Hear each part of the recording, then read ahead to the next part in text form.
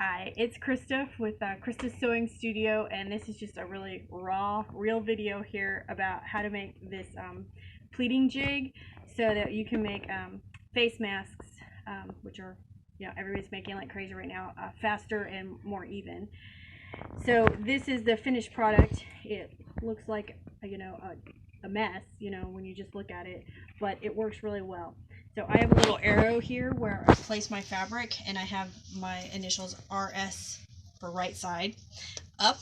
And so I place my fabric right side up against that arrow.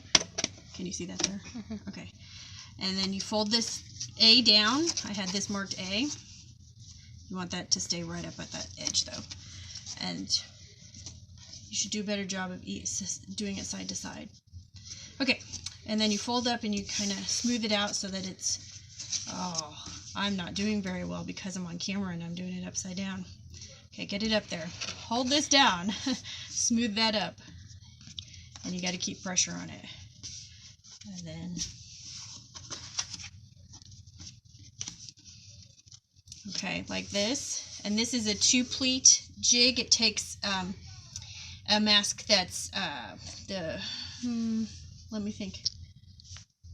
I can't remember how big. Anyway, I end up with a finished 4-inch.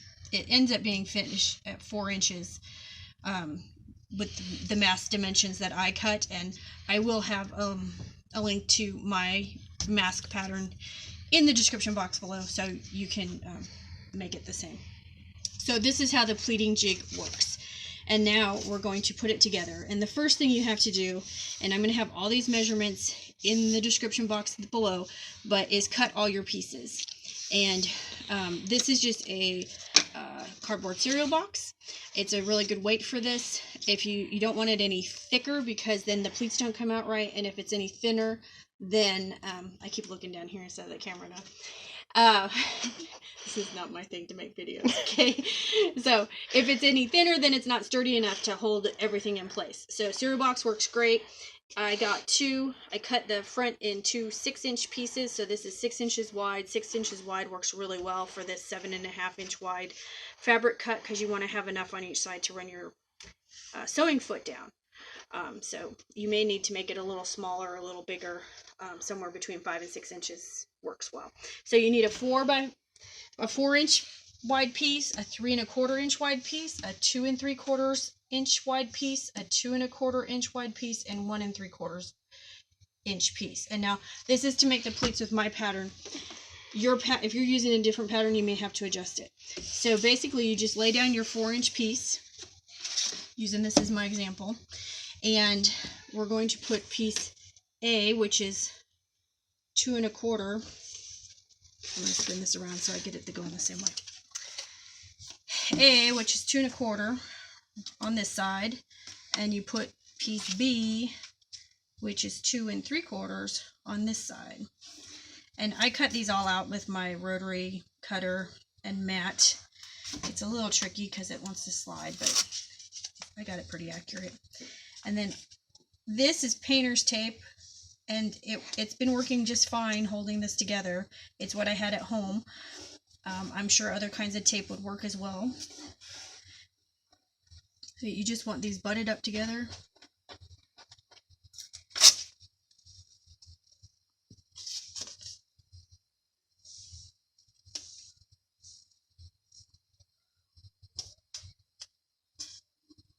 Okay. Okay, and then you fold these in here, and we put C, which is 3 1/4 here. And what you want to do is have another scrap piece that you put underneath there just to raise it up, even with the other piece, because this one is already too high.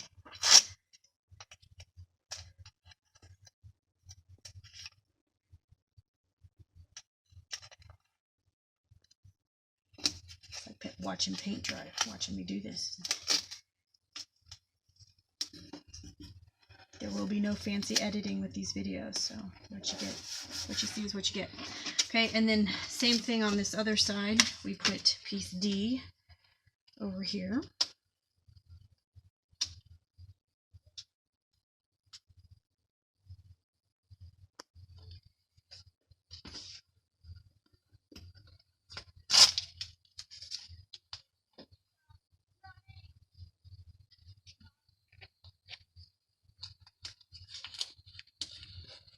And no, I do not buy fruit rounds for my kids. Somebody else bought them fruit rounds.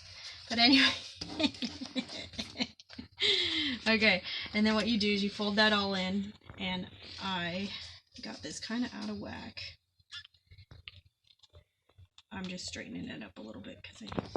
Okay, and you take your last two pieces, and I'm putting it like halfway on the top here, kind of doing like a bookbinding thing and rolling it around like that.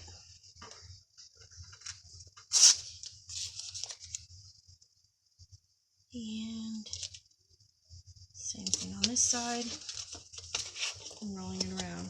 Okay, so you see, other than the cutting, which I didn't do in the video, it didn't take hardly any time at all to make this thing, and I explained it all to you. And it didn't take long to cut it either, and this is going to save you a ton of time with doing your pleats. And so I'm just going to put my arrow saying this is the way my fabric goes, and right side up, and I am ready to go. Okay, thank you. Hope you enjoy my tutorial.